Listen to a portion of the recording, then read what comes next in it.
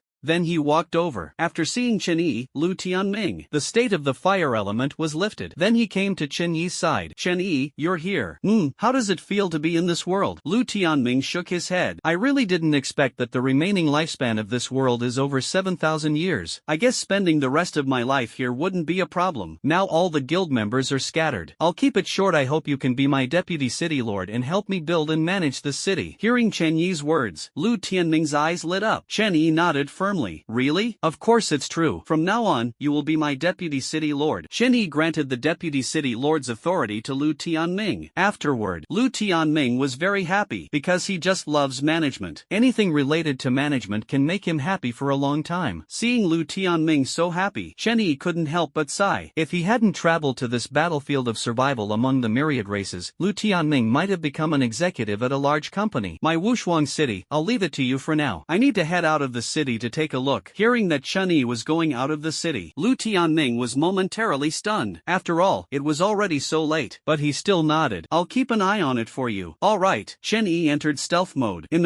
Afterward, watching Chun-Yi disappear, Lu Tianming knew he had used his talent, so he didn't pay any more attention. He continued to search for specific information about this world. After all, this world is not like the two worlds experienced before. There are still many things to understand. Chun-Yi told the White Wolf to stay in the city properly. At this moment, then he went up to the city wall, jumped down from a 10-meter high wall. Chun-Yi then walked toward the distance. Now he wanted to do some exploring. What kind of monsters are around here? Riding on the White Wolf easily provokes monster riots. This was something Chun-Yi did not want to see, although it was already nighttime. But under the effect of the Eye of Insight, Chun-Yi, looking at the world around, there is no difference from daytime. Chun-Yi is heading through the south gate, and on the map, to the south of the Screaming Plains is the lava rift. This lava rift, I wonder what kind of scene it will be. What kind of monsters are inside for him to plunder their talents? Chun-Yi then headed toward the lava rift. Afterward, although he didn't ride a white wolf, Chun-Yi's own speed was also extremely fast. He traveled for a whole night. Chun-Yi covered approximately over 300 kilometers. The monsters encountered along the way were the one-eyed beasts and lone wolf beasts. Chun-Yi hurried on his way. He did not stop to clear out these monsters. At daybreak, finally, Chun-Yi arrived at the so-called Lava Rift Valley. The surroundings were desolate. There was almost no vegetation. This Lava Rift Valley was a massive rift stretching for hundreds of kilometers. An incredibly scorching breath came from below. Chun-Yi looked down. A massive river of magma was flowing within, and there seemed to be some life forms present within it. Chun-Yi directly transformed himself into a fire elemental body using the elemental body. Afterward, this fire elemental body is immune to all fire damage. He could even swim in magma without any issues. Chun-Yi jumped straight down. Afterward, after becoming a fire elemental, his body became much lighter. Rather than saying he jumped down, it was more like he floated down. When he arrived at the magma river, Chun-Yi could easily step on it. Magma riverbank. At this moment, a creature covered in flames caught Chun-Yi's attention. Fire demon. Level 29. Base strength 121. Base constitution 124. Base agility 78. Base intelligence 52. Talent power of fire control. Power of fire control D. You can learn all flame related skills and increase the power of flame skills by 30%. Skill demon fire. Description: originally a being that could only exist in the flames of hell, it has somehow been born into this world. Looking at the fire demon, Chun-Yi felt a bit disappointed. He originally thought this guy existed in the form of an energy body, but now it seems he still has a physical body. Equip the energy arrow. Afterward, Chun-Yi took out the glory of holiness. Charge the shot. A powerful energy arrow shot directly toward the fire demon. Whoosh! Because of Chun-Yi's invisibility, the fire demon did not notice Chun-Yi's attack. The arrow directly struck the fire demon's head. Whoosh! Powerful damage and impact directly shattered the fire demon's head. The fire demon's body struggled on the shore for a while, then it stopped breathing. Congratulations on plundering the fire demon's talent. Power of fire control. Chun-Yi's ears also rang with a voice. Power of fire control, amplified 100-fold, enhanced to power of the flame demon. Power of the flame demon. Description: you can learn all flame skills, and all flame skill damage is increased by 300%. Grade B. Looking at the power of the flame demon. With this talent, can I even learn the mage's fire skills? Chun-Yi was somewhat surprised. If that's the case, Chun-Yi was very satisfied with this talent. Not bad. An additional means of attack also means an extra layer of safety. Chun-Yi walked to the shore. Afterward, at this moment, the corpse of the fire demon had already begun to change. From its original fiery and radiant appearance, it turned into a corpse resembling charred coal. This signifies that all the essence of the fire demon disappeared. A bat emitting flames all over its body flew past Chun-Yi's eyes. And at this moment, Lava Bat. Level 25. Base strength 54. Base constitution 42. Base agility 78. Talent Flame Sonic Wave. Base intelligence 10. Flame Sound Wave D. Can determine location through fire elements free-floating in the world and use flame elements to attack enemies with sound waves. Skill Flame Strike. Description: a unique flame creature of the lava rift, typically living in groups. Although individually weak when attacking in swarms, no creature can resist them. Chun-Yi exclaimed, so comfortable. This time, there's another target whose talent can be plundered. Watching the lava bat about to fly away, Chun-Yi raised the holy glory. An energy arrow shot past. Whoosh! The lava bat instantly shattered into pieces. A voice reached Chun-Yi's ears. You successfully plundered the lava bat's talent Flame Sonic Wave. Flame Sonic Wave amplified 100-fold, becoming Flame Corridor. Flame Corridor. Effect: you can manipulate the fire elements and in the world to create an invisible corridor. Within the corridor, your control over flames is increased tenfold. Grade B. Looking at the corridor of flames, then continued walking forward. Shen-Yi was very satisfied. In this lava canyon, Shen-Yi observed through the map and did not see any races building cities here. It makes sense. Such a harsh environment. How could any race possibly build a city here? Shen-Yi began to follow the magma river, walking along the shore, heading forward. At the same time, the magma here emits a pungent smell. Shen-Yi felt it was similar to the smell of the white foam that used to float on the walls. However, it wasn't unpleasant. It's just that the smell was too strong and somewhat irritating to the nose. In the river, at this moment, many fire demons were swimming in it. Shen-Yi had no intention of killing these fire demons, because he had already plundered the talents of these fire demons. Killing these fire demons will only delay your progress. The scene in front of Shen-Yi changed. As time passed, rivers flow into the sea. This place is no exception. A vast magma lake appeared in front of Shen-Yi at this moment. From other directions, many magma rivers flowed together and converged here. In the middle of the magma lake, there was a small island. On the small island, there was an altar. This moment caught Shen-Yi's attention. This was clearly not a natural creation. Someone must have once built this altar here. Shen-Yi stepped across the lava lake and walked over, thinking of this, because it is a fire elemental body, so stepping on the magma lake caused no harm. Shen-Yi walked over 2,000 meters. Only then did he reach the small island in the center of the lake. There are many fire demons guarding around the small island. If it weren't for Shen-Yi's invisibility, thinking about coming here would also take quite some effort. This small island is not very big. It's only a few hundred square meters, but that altar occupies half of the area. Shen-Yi came to the front of the altar. There are many fiery red crystals around this altar. Lava crystals. Description: a specialty of the lava rift, formed by absorbing fire elements over the years. It can be used for forging, enchanting, and alchemy. Looking at these lava crystals, Shen-Yi did not put them away immediately, because several grooves on the altar caught his attention. There are 9 grooves, and the lava crystals placed here also happen to be 9. Shen-Yi picked up the lava crystal. Afterward, directly embedded it. The altar began to emit a kind of flame fluctuation at this moment. Shen-Yi did not leave. With his current damage reduction ability and defense, he believes no monster could harm him. A flame radiance shot directly from the altar. At the same time, all creatures within a radius of several hundred miles saw this beam of brilliance. I don't know what happened in this lava rift. In front of Shen-Yi, at this moment, the altar slowly cracked open. A ball of fire appeared in front of him at this moment. At this moment, a choice appeared before Shen-Yi. You have activated the lava altar. Please select the form of the lava spirit. A long list of form options appeared in front of Shen-Yi. Afterward, long sword, great sword, axe, hammer, spear, trident, dagger, bow, and so on and so forth. Looking at the shapes of the weapons in front of him, Shen-Yi didn't hesitate. He directly chose the dagger. It just so happened that he was in need of a dagger, and unexpectedly, a pillow was delivered just as he felt sleepy. And just as Shen-Yi chose the dagger, that ball of fire directly transformed into a completely crimson dagger and fell to the ground. Shen-Yi stepped forward. He directly picked up the dagger in his hand. Lava dagger. Physical damage, 16 to 32. Fire damage, 50. Description: a weapon forged over thousands of years at the lava rift weapon altar, absorbing the essence of lava. It possesses immense power capable of splitting gold and cracking stone. Looking at the dagger in my hand, is this a weapon altar? Shen-Yi was somewhat surprised. I didn't expect such a thing to exist in this world. I just don't know who built this here. If it was man-made, it must have been by an incredibly powerful being. Shen-Yi placed the lava dagger into the storage space. Afterward, ready to take it out at any time. Just as Shen-Yi placed the lava dagger into the storage space, the lava altar shut down immediately. Moreover, the island at the center of the lake also began to sink. Shen-Yi watched the sinking island. A faint sense of danger lingered in his heart. Shen-Yi then walked toward the other side of the shore, although he didn't know what would happen next. In any case, just run. The farther away, the safer I will be. Shen-Yi stood on the bank of another river. Finally, right after the small island completely sank, at the same time, a roar, like that of an ancient giant beast, echoed from the bottom of the lake. The surface of the magma lake began to bubble with large blisters. Those fire demons originally in the lake seemed to sense a kind of danger. They all swam toward the shore. A massive fiery red giant lizard emerged from the bottom of the lake. But at this moment, roar! Lava giant lizard, silver boss, level 30, base strength 287, base constitution 302, base agility 144, base intelligence 156, talent, power of lava. Power of lava B possesses the ability to control lava, with a 50% chance to release an additional lava-based skill when casting. Skills: lava shock, lava burst, high temperature imbalance. Description: a lava giant lizard lizard suppressed by the lava altar for thousands of years has now broken the seal with countless grievances. Enemies attacked by the lava giant lizard will feel as if lava is rampaging in their mouths. Looking at the lava giant lizard in front of you, Chen Yi was very surprised. Unexpectedly, a silver boss was released. Totally unexpected. But this works out perfectly. He could plunder the talent of this silver boss. But the physique of this lava giant lizard is too strong. Such a formidable physique. It must bring it incomparably powerful vitality and defense. Chen Yi could sense that this would be a tough battle. Chen Yi focused his gaze on the life absorption talent. Could only hope that the probability of triggering this life absorption could be higher. Directly destroys 30% of the target's maximum health. It will be the key to killing this lava giant lizard. Chen Yi took out his bow and arrow. Afterward, he launched an attack on the lava giant lizard. Arrows flew one after another toward the lava giant lizard. Whoosh, whoosh, whoosh. But the result made Chen Yi's heart sink. These arrows, when shot at the lava giant lizard's skin, could only penetrate less than 2 inches. Compared to the lava giant lizard's incredibly thick hide, it was simply insignificant. The lava giant lizard was also enraged by this sudden attack. At this moment, due to being unable to see Chen Yi, the lava giant lizard could only vent its anger on all the living beings around it. A flame ray accompanied by magma directly wiped out all those fire demons. Boom! Although these fire demons have a strong resistance to flames, they are unable to withstand the attacks of this lava giant lizard. Chen Yi was also somewhat amazed by the strength of this silver tier boss. At this moment, seeing this scene, at the same time, he was pondering in his heart. The silver world is already like this. In a higher level world, who knows what the strength of the monsters will become. But Chen Yi definitely won't let this guy go. The arrows were also changed from echo arrows to energy arrows. The power of energy arrows was more than 10 times stronger than that of echo arrows. Whoosh! This time, the energy arrow directly pierced through the skin of the lava giant lizard. A burst of blood instantly exploded from the body of the lava giant lizard. This time, the lava giant lizard was truly injured. The lava giant lizard began to swing its tail. Immediately after, swung toward the surrounding magma lakes. At the same time, its body turned fiery red. This was the high temperature imbalance of the lava giant lizard. It could increase its temperature dozens of times. And the flames emitted. The temperature can also increase dozens of times. Molten lava danced wildly in the sky for a moment. At this moment, a lava lake spanning tens of thousands of square meters. At this moment, a rain of molten lava began to fall. The lava was further heated by the giant lava lizard. Its temperature increased dozens of times. From its original fiery red, it turned into a platinum color. Chen Yi did not relax. He continued attacking the lava giant lizard. Energy arrows were fired one after another. They created hundreds of large holes on the lava giant lizard's body. Under the effects of various talents, the defense of the lava giant lizard was also reduced. Chen Yi could also sense that one of the arrows directly weakened the lava giant lizard significantly. At the same time, he guessed it was likely triggered by his life drain ability. Just can't see the health bar, so there's no way to judge accurately. The lava giant lizard that couldn't find the enemy at this moment became extremely frantic. Anyone would end up like this when continuously attacked without ever finding the enemy. They would all become like this. The lava giant lizard suddenly turned its gaze toward a river. It wanted to escape. The only way now is to escape. Otherwise, staying here will only lead to a dead end. And the escape route it chose, coincidentally, happened to be the river where Chen Yi was standing. Knock, knock, knock. The lava giant lizard was running toward Chen Yi. Chen Yi quickly ran to a relatively gentle slope on the valley wall. At first, he thought the lava giant lizard had spotted him. You could see the lava giant lizard leaving without turning back. He immediately understood. This lava giant lizard wanted to escape. Chen Yi naturally wouldn't let this guy off. Activate the Eye of Insight. Directly launched a pursuit of the lava giant lizard. As for the lava giant lizard, due to the attack on its back, ran even more joyfully. The lava giant lizard's agility exceeded 140 points, making it difficult for Chen Yi to catch up for a moment. However, the lava giant lizard was severely injured. While fleeing, the wound began to worsen. Countless drops of blood, like molten lava, scattered all over the ground. Chen Yi tracked around the lava rift for 2.5 days, relying on these bloodstains to follow the trail of the lava giant lizard. Finally, Chen Yi found the lava giant lizard resting at a bend in a magma river. As time passed, a massive body blocked the entire river. The blocked magma started spreading onto the lava giant lizard. The lava giant lizard nourished by magma. The wound also stopped bleeding. It seems that this lava giant lizard is using the energy of the magma to heal the wounds on its body. Chen Yi naturally wouldn't let this lava giant lizard heal so easily and effortlessly. Following the principle of striking while the iron is hot, Chen Yi directly shot at the lava giant lizard. Countless arrows flew out, specifically aiming at the wounds of the lava giant lizard. Not sure if Chen was just lucky. At this moment, life absorption was directly triggered twice. It directly took away 30% of the current health of the lava giant lizard twice. The lava giant lizard also felt the threat of death, started running away even more frantically. But Chen wouldn't indulge this guy. He directly stepped forward and ran toward the lava giant lizard in a corner of this lava rift valley. Finally, Chen directly blocked the lava giant lizard. An arrow, whoosh, flew toward the lava giant lizard at an unimaginable speed, and the head of that lava giant lizard directly blown apart by this arrow, hitting the bullseye from 100 steps away. Terrifying to this extent. A ball of white light burst out from the body of the lava giant lizard at this moment. Chen Yi's ears also heard a voice. Congratulations on successfully plundering the lava giant lizard's talent. Power of lava. Power of lava, amplified 100-fold, resulting in double speed. Double speed. Effect, all the skills you release will be cast in additional time. Grade, S. Looking at the double speed talent in front of him, Chen Yi was overjoyed. The boost brought by this double speed was no small matter. Goodness gracious. Take the example of the precise shot just now. If under the effect of double speed, Chen Yi would release the precise shot twice in one go, and the arrow rain meteor. After the release ends, it can still be released once more. If Chen Yi learns the fireball technique, that would mean 2 fireball techniques launched simultaneously. How powerful could this possibly be? It is imaginable. This is what an S-level talent should look like. Comfortable. The talents Chen Yi had obtained before were all auxiliary or defensive. Now, finally, there's an offensive one. Chen Yi couldn't wait. He wanted to try out the effect of double speed. Then he unleashed a triple shot toward a section of the valley wall. Whoosh whoosh whoosh whoosh whoosh whoosh. 6 arrows instantly appeared on the valley wall. Incredibly comfortable. Seeing this scene, Chen Yi then had a change of thought. I have too few skills right now. This double speed boost is limited. You must learn more skills to fully unleash the power of double speed. Chen Yi focused his gaze on the white light that burst out from the lava giant lizard. After all, this white light is something dropped by a silver level boss. I wonder what it will be. Chen Yi reached his hand into the white light. Afterward, it appeared in front of Chen Yi just like that. A skill book. Looking at this skill book, what I lack the most right now are skills. Chen Yi was a little surprised. Then Chen Yi opened the attribute panel of the skill book. Explosive fireball. Description: summons an explosive fireball to attack the target, increasing the target's damage taken by 10% for 15 seconds. Damage deepening can increase the damage the target receives. Looking at the skill book of this explosive fireball, because of the power of the flame demon, he can learn fire-based skills. Moreover, this actually has a damage amplification effect. His own output increased by 10%. This also means Chen Yi was very happy. Then he immediately learned this skill book. A vast amount of knowledge flooded into Chen Yi's mind at this moment. Chen Yi instantly mastered the explosive fireball. Chen Yi gazed at the distant river of lava. Then, he cast the explosive fireball toward the river of lava. 2 fireballs the size of watermelons. One in front, one behind. They flew directly toward the lava pool. 2 explosions rang out. Boom! Boom! The lava river was blasted into a wave over 3 zhang high. Looking at the scene before him, Chen Yi felt that the power of this explosive fireball was truly strong. Moreover, with his current mental strength, he is capable of releasing 200 such explosive fireballs. The explosive fireballs released at double speed do not consume his mental energy. Chen Yi can now release at least 400 explosive fireballs. That is to say, this double speed. Comfortable. It can be said that this is the talent he is most satisfied with among those he has plundered. The other advanced talents are either supportive or defensive. Chen Yi was so annoyed he could die. Open the world map. Afterward, Chen Yi was preparing to return. He had been away for 3 days and 2 nights. Wushuang City, on the other hand, had suffered 2 more monster attacks, but under Lu Tianming's command, the casualties are even smaller than when Chen Yi was around. Coupled with the continuous reception of the human race at the reception square during this period, the human population in Wushuang City has now reached a staggering 600,000. These humans are almost running out of space. Therefore, Lu Tianming submitted a request to Chen Yi to expand the city's area. Eventually, it was expanded from the original 10 square kilometers to 30 square kilometers. Finally, all the humans were properly settled. Chen Yi looked at the map. Directly follow the map to return. It was already dark on the way back. Chen Yi, from a distance, he heard the roars of many monsters and the shouts of humans in battle. Those dark monsters have come again. It seems. Chen Yi couldn't help but feel a bit curious. After all, during the day earlier, he noticed that the actual number of these dark creatures wasn't that many. At night, could it be? Will it refresh? Stop thinking about these things. Chen Yi shook his head. What matters most now? It's about repelling these dark creatures. Then Chen Yi arrived at a relatively higher ground. He took out the Holy Glory. Enter stealth mode. He launched an attack on those dark creatures. Because Chen Yi was invisible, those dark monsters monsters had no way to find Shen-Yi. They only knew someone was attacking them from the side. These dark monsters were somewhat exasperated. The rhythm of the attack on Wushuang City also encountered issues. Shen-Yi greatly reduced the pressure on those defending the city. Lu Tianming sent a message to Shen-Yi. At this moment, Shen-Yi, you are the lord of the city. Only you can activate the city's special traits. Hurry up and activate them now. Shen-Yi felt a bit puzzled after seeing it. What are the characteristics of the city? When I looked at it before, I didn't notice any particular characteristics. Shen-Yi opened the city options. Afterward, at this moment, the city had already been upgraded to a level 3 city. Meanwhile, a new feature option appeared below. He immediately clicked on it. Shen-Yi saw this and discovered what was inside. These are various traits used to enhance the city. For example, the level 1 trait of the arrow tower, Steady Hand, can increase the attack range of archers within the arrow tower. The level 2 trait, Focused Aim, can enhance the attack damage of archers. Precision can improve both the attack damage and range of archers. Dual Arrows allows all archers in the arrow tower to generate an additional arrow when shooting. And these traits are from bottom to top. Only by unlocking the first level trait can the second level trait be unlocked. At this time, the city is at level 3. It has 3 attribute points. Ultimately, the amplified mage tower was chosen. Shen-Yi thought for a moment. Because the power of the mage tower is far stronger and more formidable, Shen-Yi activated the Wisdom Rune, which increases mage attack power, and Spell Penetration, which grants a certain chance to ignore the target's magic resistance. The third level trait of the mage tower is Mystic Power. It can enhance the attack range of mages. The fourth trait, Wizard Academy, reduces the skill cost of mages in the mage tower. And the fifth level trait, Magic Radiance. For every mage tower built, mages in the existing mage towers will receive a 10% damage bonus. After Shen-Yi selected the traits, the mages in the mage tower immediately elevated their output by several levels. Countless monsters were blasted away, especially the Spell Penetration attribute. The strong physical constitution of these dark monsters granted them high magic resistance. Now, with this Spell Penetration, those originally very thick dark monsters were caught completely off guard. Countless monsters were blasted to pieces. More mage towers were constructed. At the same time, each mage tower can accommodate 10 mages, making the firepower of Wushuang City even more formidable. They retreated at 11:50, even before it was 12 o'clock. These monsters withdrew. They ran at an extremely fast speed. It was obvious that they were scared off by the firepower of Wushuang City. Shen-Yi breathed a sigh of relief after seeing it. Nowadays, everything has finally fallen into place. Right at 12 o'clock, Shen-Yi's ears were filled with a long-lost sound. Silver Privilege Reward issued. Congratulations on receiving 1,000 world points and 1 item blind box. A square box suddenly appeared in Shen-Yi's storage space. Afterward, item blind box. Introduction. No one can be certain what items will come out. Looking at the item blind box. This item blind box. Shen-Yi's heart stirred slightly. Can be said to be a very good reward. Shen-Yi took the prop blind box in his hand. Afterward, he twisted it forcefully. The prop blind box instantly opened. Crack. A mask also appeared in front of Shen-Yi. The mask is covered with patterns, but in the next second, it turns into pure white. It seems to have ever-changing forms. Mimicry Mask 1000 Faces of the Moon. Effect. After putting on the mask, you can freely disguise yourself as anyone or certain humanoid races. Seeing the attributes of this 1000-faced moon, I didn't expect to get such an item. Shen-Yi was somewhat surprised.